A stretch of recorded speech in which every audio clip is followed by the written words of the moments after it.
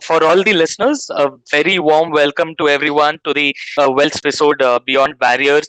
Today with us, we have a very special guest. We have Mr. Nilesh Shah, who is the MD and Group President of Kotak Mutual Fund. Nilesh, a very, very warm welcome to the Wealth Space episode. It is really great to have you here, spend some time with us. Thank you, Nirav, for inviting me over here. It's my pleasure to be part of this conversation.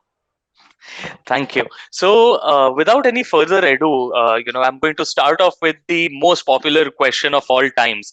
Market kya bolta hai? So, in this era of social distancing, you know, investors feel that equity capital markets are also kind of distancing itself from macroeconomic risks of high inflation, troublesome yields, such a reversal of liquidity or the probability of it happening.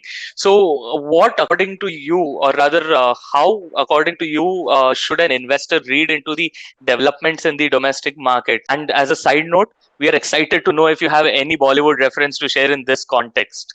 Sure, Nirav. So, there was a very old movie song. ये जो public है वो सब जानती है. I will modify that to say that ये जो market है वो सब जानती है.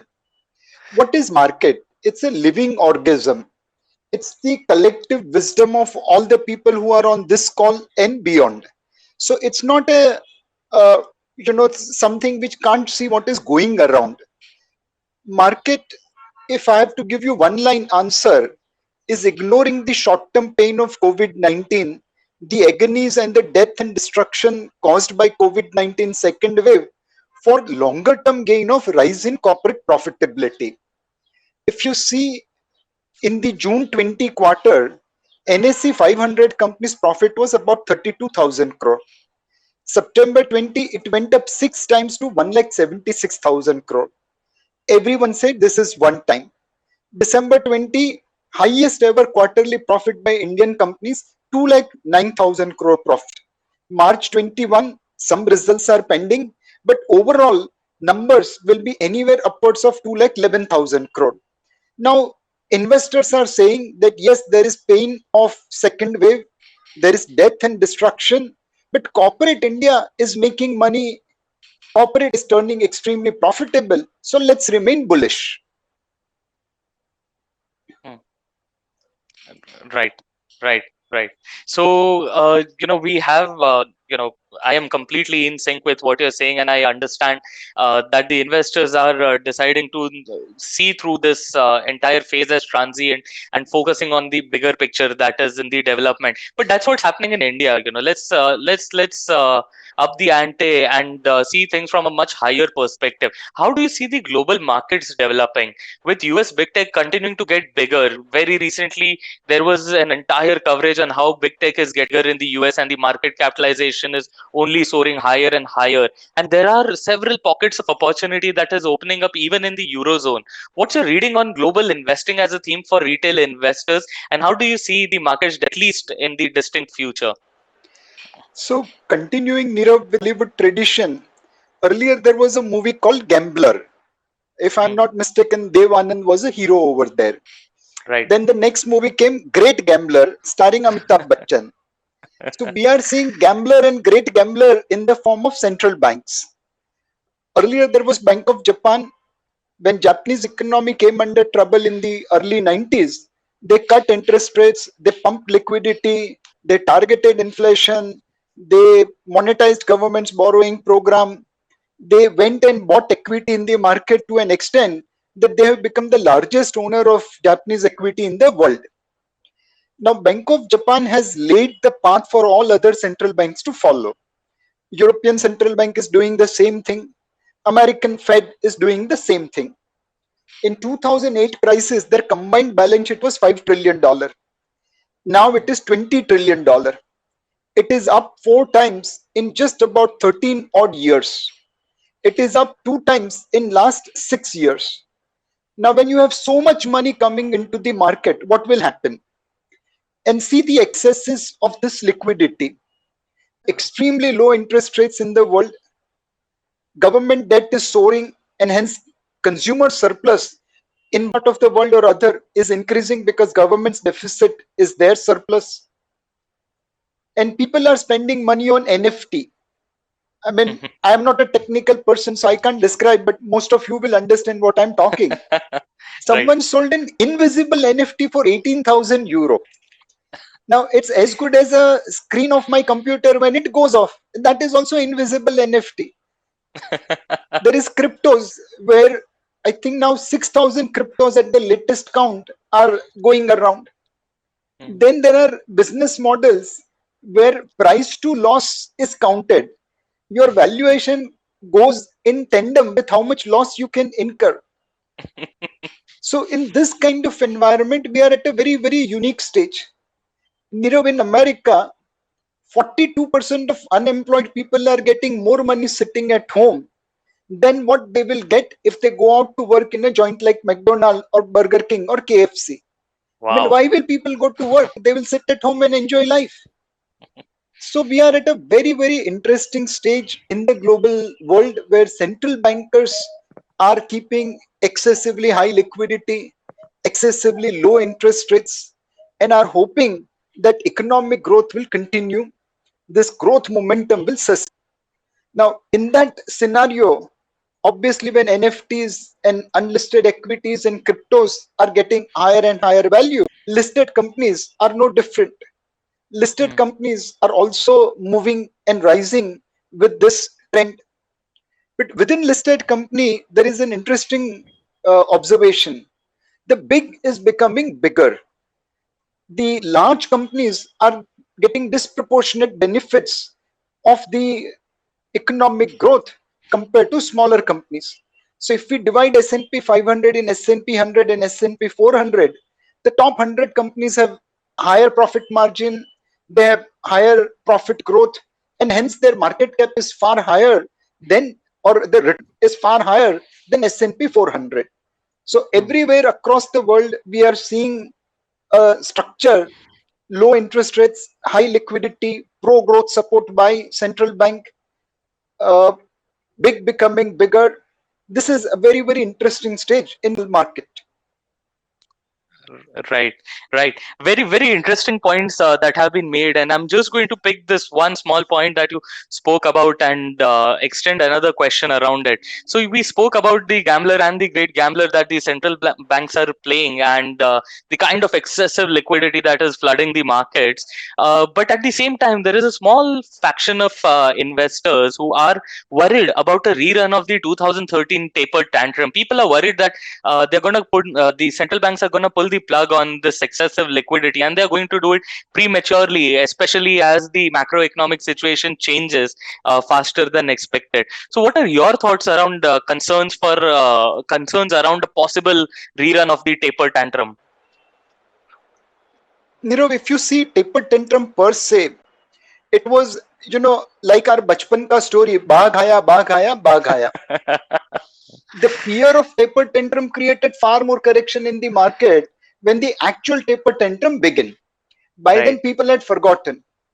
Now, right. while I did mention gambler and great gambler, but for taper tantrum, I will evaluate central bankers as the doctor. Hmm.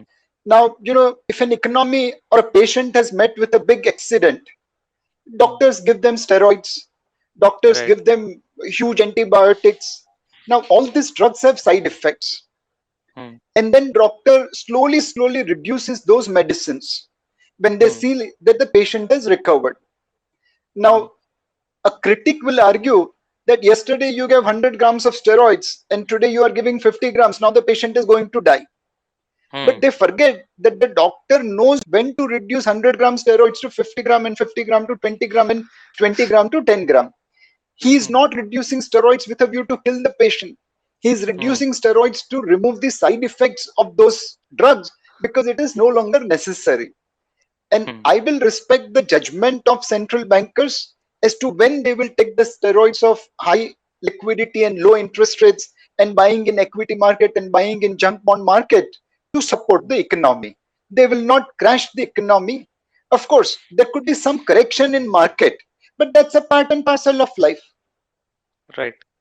Right, right. In fact, I absolutely loved the analogy that you gave it. It just hit the proverbial nail on the head, and I hope our listeners today has gotten a simplified yet much, much, much profound insight into how should they read into these concerns around a rerun of a taper tantrum. So quickly, let's just shift gears. As long as we're talking about global markets and global central banks, the very next logical question, and one thing that I've noticed among investors is that especially most Indian investors, they use the term global investing rather loosely. Okay, whenever they talk about global investing, inadvertently they are referring to investing in the US only. So obviously we know the world is much beyond India and the US, but whenever we talk about global, it has to be the US. Is it because of the lack of valuable opportunities in regions outside of the US, or is it simply a matter of accessibility that Indians are unable to invest in regions beyond the US? So I will call it familiarity with Hollywood. We have been watching Netflix and Amazon Prime so much that we have started believing that US is the world and the world is the US. It's like US also, they call their basketball championships global championships, but only US teams are allowed to participate. If you remember, Nirav, there was a old joke which said, like Russians, and then they asked, I don't know what is choice. Then they asked Arabs and they said, I don't know what is democracy. And when they asked Americans, they said, I don't know what is the world because I thought US is the world. So this was all in a lighter vein. On a Yeah. serious note, US is a big market. They have $20 trillion plus GDP, $40 trillion equivalent market cap. And more importantly, their companies touch our life on a day-to-day basis. Hmm. I'm a user of Amazon app. I am a user of Netflix. I use Hmm. Visa for card payment. I see Walt Disney characteristics. Uh, Hmm. I, use the American companies like Citibank for banking. So there is a huge influence of American companies on individuals' life, especially in India, and which is Hmm. why they many a times end up substituting global investment with US investments. But certainly outside of US, there are markets, there are business models, and you should be open to investing in all segments. Right. Absolutely. Absolutely true. I don't think anyone else could have put this out so well. As long as we're talking about people stereotyping, generalizing, and loosely substituting certain concepts, there is yet another concept that most investors tend to get wrong. It is the subject of innovation. Whenever we talk about innovation, inadvertently, investors or non-investor, everyone thinks it has to do with digital or technology as a sector or a segment. Definitely, this I am sure this is not the right way to perceive, or is it?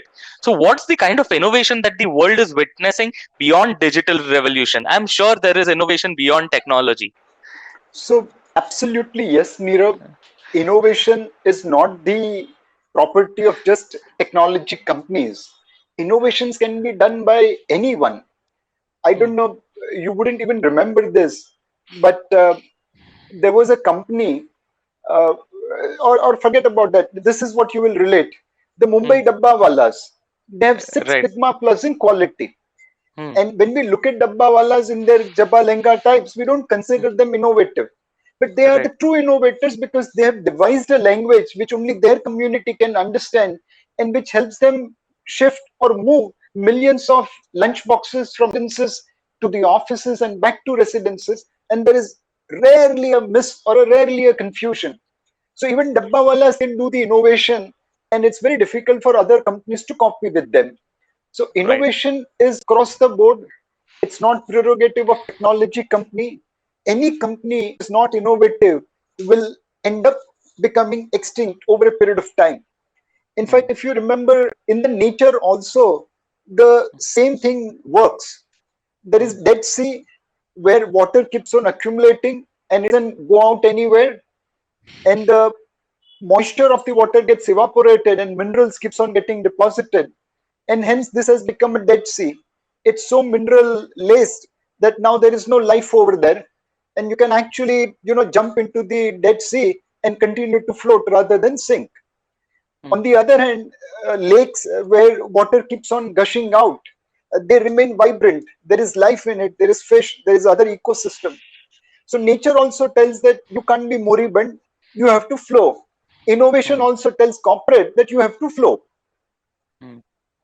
Absolutely, absolutely. In fact, we are quite often than not, we have seen instances wherein innovation beats scale. It is almost like David versus Goliath. Whereas, when it is not about the size of the innovation, but the impact of the innovation that can take down large companies. If I recollect well, I am sure I've heard you share an example about how the company Kodak was taken down by an innovation in the segment. So, do you have any such more examples that you would like to share with our listeners about the impact of innovation, in a way that all of us can relate to? So Nirav, I don't know which was your first phone, but Hmm. mine was a Nokia black color 303 model. It was little bit bulky, but it was fantastic. And I had a snake game on that mobile, and I used to spend hours playing that because it was so much of fun. Uh, Right, I had used products of Motorola and other companies, but nothing matched Nokia.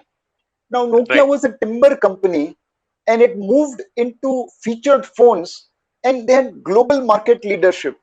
And their products were so good that I never thought anyone can replace them. At that Hmm. point of time, all other mobile phones which were available, none was comparable to Nokia. They had tremendous leadership. In fact, in Tamil Nadu, Sri Perambudur, they set up world's largest mobile handset manufacturing plant. In Hmm. few years, Apple came with digital, touchscreen mobile phones. Nokia Hmm. remained on featured screen. They could never kill their success and innovate a touchscreen phone. And Hmm. soon, Apple, Samsung, and other Chinese brands took the entire market away from Nokia. Nokia, Hmm. who thrived on innovation by converting from timber company to featured phone, which was the largest manufacturer of featured phones in the world, could not visualize that in just few years, touchscreen phones will take away them. They did try Hmm. to invent a touchscreen phone, but then it was not up to the mark. It was probably still featured phones with touchscreen touchscreen features. So the innovation of Apple killed Nokia. Innovation Hmm. of digital camera companies like Polaroid killed Eastman Kodak. And this we Hmm. will continue to see. Disruptors will come and disrupt the businesses, and people who won't be nimble, people who won't be innovative, they will get extinct. Right. So I feel, after all, there was a certain essence of truth also in the subject of mean reversion that we studied in academics, wherein it said that innovation is the only factor that can delay mean reversion infinitely. As long as you keep innovating, you will keep growing, either as a company or as a business. No matter your size, you got to keep innovating, right? So on these lines, businesses across the globe are also innovating faster than ever. So the world has always innovated at a rapid pace, but today it seems like it is running at the fastest it has ever, and it almost seems like a perfect time for investors also to start participating into innovation based themes. And quite rightly, it almost coincides with Kotak Mutual Fund launching the Global Innovation Fund. So how does this fund stand against the otherwise fragmented category of international funds? So how does one view Kotak Mutual Fund's Global Innovation Fund differently from the several other international funds that are out there? So, Nirav, we have been launching India dedicated funds. We have launched large cap fund, mid cap fund, small cap fund. We have launched thematic funds like infrastructure. Now, when we were looking at our product portfolio, we realized that our customers are missing on certain business models which are not existent in India. For example, there is no Amazon event company in India, even though Hmm. there are more than 14 crore Indians who use Amazon app. There are, Hmm. I think, 30 lakh consumers of Netflix, 30 lakhs or 3 crore consumers of Netflix, but you can't go and on Netflix in India. Hmm. There are as many users of Visa card, but you can't go and own Visa. So we Hmm. say, one, the world is shifting to innovators. Electricity took about 47 years to reach 5 crore customers. Pokemon did that in one day. Now, this is the pace of innovation. In India, there are innovative companies, but they are playing in a far smaller pond. The bigger Hmm. pond is outside, where US and European and Japanese companies are playing. And Hmm. we must launch a fund which allows Indian investors exposure to such innovative companies as they keep on conquering the world. Now, the second step after crystallizing that thought was to see if we have the ability to manage that kind of fund. Our expertise is in India. We don't know anything about global markets beyond basic research. So we searched for a partner who can help us manage innovation theme. Now, many of my peers have their joint venture partner. They can easily go to their parent or joint venture partner and launch their fund. I had to Right. go and select what was available. Now that's a advantage as well as disadvantage. Advantage is that I can go and choose whosoever is the best in that field. Disadvantage is that I don't have relationship with them and I have to build relationship with them. So we took some time to zero in on Wellington Global Innovation Fund. Wellington is a Boston-based asset management company in business since 1928. One of the active fund managers which believes in generating alpha, managing about $1,300 billion, $1.3 trillion, so fairly large. There, this fund is in existence since 2017. It has delivered about 27% return, 12% more than the benchmark index. And more importantly, they have a portfolio which is invested into large established companies like Amazon, like Alphabet, like Visa, Walt Disney, like AstraZeneca, but also in emerging technologies. It's invested in IT, but also in utilities, materials, healthcare, and so on and so forth. It is invested in US, but also in Japan, Europe, and so on and so forth.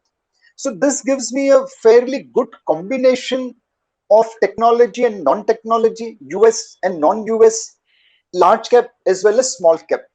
And that's how we selected this fund and are launching NFO of this fund. It's opened on 8th of July, will close on 22nd of July. And this fund has three unique features. When I had my two daughters, I had the dream of sending them abroad for study. The abroad study will cost me in dollars. So I invested in dollar assets so that rupee volatility, rupee depreciation will not derail my dream of sending my daughters abroad for study. Now, one of my daughter went to Cornell, graduated over there. I could fund her education abroad from my dollar assets. I didn't have to worry what was rupee movement. My second daughter decided not to go right now. Maybe she'll go later in the date. But anyway, I have dollar assets to ensure that her education is safeguarded. So any parent wanting to send their kids abroad for study, this is the fund to do SIP and create dollar assets to take care expenditure. The second segment will be for those investors who are looking to diversify away from India risk. Tomorrow, if there is Indo-China war, this fund's NAV will be far less impacted because the investing companies are all outside of India. So it gives you diversification away from economy risk. The third and the most important reason to invest in this fund is to get exposure to businesses which are not present in India. Now, we all know that the world is moving towards electric vehicles. Do you have companies in India which will benefit from that boom? Answer is very few. In this fund, there is a company which is making lithium compounds which will go into manufacturing of electronic batteries. The batteries will be the future on which electrical vehicles will run. So such exposures are possible, such investments are possible through this fund. Right, right. Very interesting, very interesting. So I will take the liberty to dive a bit deeper into this Global Innovation Fund that is ongoing, the NFO of which is ongoing. So I couldn't help but notice that it has a reasonably skewed exposure to companies listed on the US bourses, right? This is a quick recall to the fact where we spoke about most investments, global investments are skewed towards US companies. And over here also, I believe anywhere between 70 to 75% of the holdings are companies listed on US stock exchanges. Obviously, I acknowledge at the same time that the revenue sources of these companies are much more diversified beyond US geography. So you account for that, it will bring it down to almost 50-60%. But this is what I could gather. So could you please more light on the kind of geographical diversification that investors can expect while investing in this particular fund? So US today almost contributes 58% of global GDP. Now, if you Hmm. remove countries like Russia, Saudi, which are all commodities dependent, then Hmm. in the innovative space, US will be probably 70% of global market cap. And Hmm. this fund reflects that reality that when you Hmm. want to invest in innovators, you have no choice but to go to US company or Chinese companies which are at the forefront of innovation. Europe, Japan is little lagging US and China. India is far behind. Now, in China, the technology companies, new age companies, digital companies are all dependent upon Communist Party. Right. We saw how they downscale Alibaba, how they derail Ant IPO, how Hmm. in Didi, after they raised record money in US, next they Hmm. went and told all the Chinese app platforms that please remove Didi. Right. Now, in China, there is no court, there's no Supreme Court, there's no opposition, there's just Hmm. one-way decision making. Hmm. Now, Chinese new age companies have lost $1 trillion in market cap in recent times. Hmm. Effectively, fund managers have put their money in companies which are truly innovating, and bulk of them are in US. Whether we like it or not, outside of China, there is only one country where innovation is happening on this size and this scale. So Hmm. this fund has ability to invest all over the world, but because of the current situation, they have focused far more on US companies, and this is in line with US market share in global innovative companies market cap. Right, right. So I will extend a little bit on the topic of US markets. So Nilesh, contrary to popular opinions, the popular opinion is that the US market is a pretty efficient market and that alpha generation there is kind of tough and hence passive is the way forward there. Active management takes a backseat in the US. At least that is what the generalized perception is. Uh, but over here in this particular fund, especially the Wellington underlying fund, that is the underlying fund of this FOF, we see a very strong element of active fund management. So, would you help us by slightly elaborating on what's the kind of strategy that the underlying fund would be adopting? Like, what is the stock selection methodology? Is it a top bottom or bottom up, or how does it operate? A little bit on the fund management style of the underlying fund. So this fund is supported by Wellington Global's disciplined investment process. They have analyst team working all over the world tracking many global companies, and being a $1.3 trillion fund manager, they have access to specialized research on this side. Hmm. I'll give you a very small example, Nirav, how differentiated their research is. Hmm. Last 6 months, Nirav, you have been reading inflation is rising, inflation is going up. In US, inflation is 5% plus. Now, in all this noise, people talked about crude rising, agri commodity rising, steel price, copper price, aluminium price rising. When I attended Wellington's call, they said 70% of US inflation rise is attributable to rise in second-hand car and truck prices.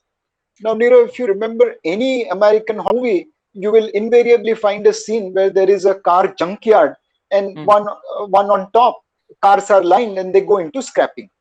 So Hmm. in US, consumers throw away their car for scrapping, and which is why second-hand car prices were very low.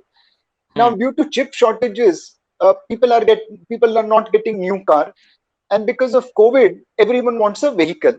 Hmm. Obviously, second-hand cars have shot up Hmm. from $400, they would have gone to $4,000. Now, that 10 times price rise is reflected into US consumer price inflation. Hmm. 30% inflation is because of petrol and food and so on and so forth. 70% inflation is second-hand car prices. Now, Hmm. this research was missing in all the sell side research which I read. This research Hmm. was not known to me till such time as I sat on Wellington conference call. So, this Hmm. is the quality of research they do, and that gives them the edge. Hmm. Now, in this particular fund, they have developed an interesting scorecard called TIBR. Hmm. Based on TIBR scores, they evaluate companies. So, T stands for trend. They want to invest in companies which will set up a trend. That means it is sustainable, it is scalable product or services. The second one is innovation, which stands for I. I mean, whatever product you are launching should be innovative, which improves the features of the product, which makes services more easily available, which expands market. So there is an innovation quotient which makes again your product services sustainable and scalable, which can help set up a trend. When Walkman came, it became a trendsetter product over tape recorder. When MP3 player came, it became a trendsetter over Walkman. When smartphone came, it became a trendsetter over MP3. The same way you have to create innovation. The B stands for barrier. Now, when you have a trend setting product, when you have an innovative setting product, it should create a moat. Nokia's featured phones didn't create a barrier which Apple couldn't cross with their touchscreen phone. Now, Apple has created a barrier through their app, through their ecosystem of various apps which they have launched, and which is why people in the queue to get latest iPhone. And there are tons of messages written in social media about the launch of iPhone. R stands for risk. I mean, ultimately, when you're investing in a company, you have to manage the risks of management, risks of lacking innovation, ESG quotient, and so on and so forth. So on this TIBR scorecard, they are able to pick up right companies. They're able to pick up companies at the right valuation. And that has given them the edge to generate 12% alpha since their inception in 2017. Hmm. Right, right. So I feel this also answers the next question that I was going to ask majorly around what's the kind of alpha generation track record it has, but you have already addressed it. So we will move toward, Nirav, let me clarify. 12% alpha is humongous alpha. It is like yes, Virendra Sehwag's triple century. Now, that's not sustainable. On his right, day, he can score a triple century. But over a period of time, his average will be 40s, 50s. So hmm, this 12% is too monstrous an alpha. It can't be sustained. You should right, be happy if a fund manager is able to generate 1 to 2% alpha. right. Right, absolutely, absolutely. This was more from an indicative standpoint that on a good day and on a sunny day, this is the best that it has been able to perform. So, quite reflects the strength of the research and the fund management practice that is in place over there. So, as we move towards the fag end of the session, one final question. Deep down in my heart, I am an Indian business cheerleader. I cheer for every small or large Indian business that there is. So I need to ask this question. I couldn't help but notice that this fund, the Wellington Fund, does not quite have an exposure to Indian stocks. Understand it is an innovation-based fund, and probably there are not many Indian companies, listed companies that could truly flaunt innovation as the strongest suit at this point in time. And if there are a few, they might not be very investable. But while this is a good thing from a true diversification standpoint, do you think that the fund would be open to investing in the much anticipated wave of tech startup and innovation led startup listing that will commence in India? This entire slew of Zomatos and Paytms of India that are going to come forth and list themselves on the bourses. Would Wellington be open to it? Will the framework accommodate it? Uh, I believe they'll be open to investing in India. I don't think so. Global investor will be able to ignore Indian market for long. Till now, what used to happen was that our companies were going abroad to list. Hmm. In 2000, uh, Rediff.com went to list abroad. Even some of the companies like Flipkart are owned in Singapore market. Right. So we haven't really seen a lot of innovative companies getting listed on Indian stock market, and now Zomato is breaking that trend. I hope and pray that over next couple of years we will see more and more innovative companies getting listed on Indian stock market, and that will open up for someone like Wellington Global investment in Indian companies. One thing, Nirav, what we are seeing is, when global investors evaluate India versus China, China is 5 times bigger economy. They Hmm. have far advanced in terms of innovation and cutting edge research on variety of things. But Hmm. there's nothing left or right in China. Hmm. In India, we won't do research on bioterrorism. China will have no shame in doing it. Hmm. In India, we won't, apply a medicine or research a medicine on a group of people without worrying about what is the side effects. In Right. China, if there is a need, I'm sure they will just push people and get it done. Hmm. In India, we have a rule of law which encourages which encourages investment. In China, there is no rule of law. It's only, one person rule in some sense or one party rule in some sense. In India, we have two-way traffic. Our companies can take government of India to the court, and they regularly take. If you Hmm. have problems with income tax, excise, customs, you invariably take them to the court of law. In China, you can't think of that. Forget Right. doing. For thinking also, you will get banished. Now, in this scenario, global investors will definitely love to invest in India. They will Hmm. love to support Indian entrepreneurs who are creating innovation. And Hmm. this trend, Nirav, visible. This trend is already existing. It's just not visible. Hmm. Total IPO market in India is $15 billion. Hmm. The total private equity market is $35 billion every year. Hmm. So many foreign capital have come and supported Indian entrepreneurs to create innovative companies. It Hmm. would have been difficult to believe Paytm, Byju's, your own Fisdom, Right. Grow, ET Money, all those kind of companies are creating innovative solutions, and they are supported by foreign investors rather than domestic investors. Hmm. So, to cut the long story short, global capital is interested in supporting Indian entrepreneurs. They are doing this in private market. They will do this in public market as well. Right.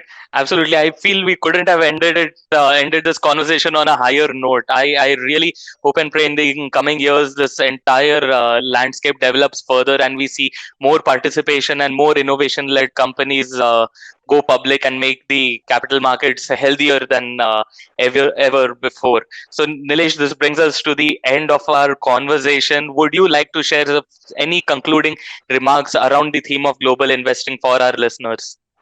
My only request is that we are all consumers of Amazon, Visa, Walt Disney, Netflix, AstraZeneca.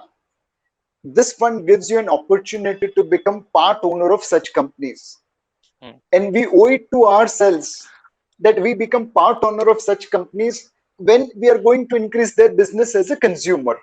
So might as well benefit by becoming, part owner of such companies. And Nirav, I'll end with this particular talk. Hmm. I have a cousin brother, Mhm. and he was buying, Maruti Swift few years ago. Mhm. And I told him that, Bhaiya, why don't you put some money in, Maruti stock or a mutual fund? Hmm. Today, you could buy a bigger car, but I'll recommend that you don't need it. If you Hmm. need it, please go and buy a bigger car. But today, you don't need it. You actually need a smaller car because his office was in the city area where if he Hmm. had gone with big car, he wouldn't get the parking. Hmm. And put that extra money in a mutual fund or a Maruti stock. And hopefully, by the time you are ready to dump your Swift after a few years, this Hmm. would have appreciated and will help you buy a new car. Right. And if you see over 5 6 years holding, the money which you put aside in mutual fund or stock, that actually grows enough to help you buy a bigger car. So things which you are consuming, try to be part owner, and that will deliver great return to you. Absolutely, I feel this couldn't be better put. So why just consume global and invest domestic when you can be a part of all the businesses that you are supporting to thrive? I feel it is almost imperative that we do it. When you put it this way, I can't help but think that it is almost imperative I be a part owner of every business that I support. So thanks a lot, Nilesh. This has been a wonderful conversation. There were so many takeaways from this. I am confident that this Global Innovation Fund is going to open up a host of opportunities and accessibility for a lot many Indian investors here to participate in the biggest global innovation stories out there. Thanks a lot, Nilesh, for this conversation, and thank you for launching of Helps Us Indian Investors. Thank you, Nirav, for such a live session. I truly enjoyed it. Thank you, Nilesh, and have a good day. Bye. Take care. Yeah, take care.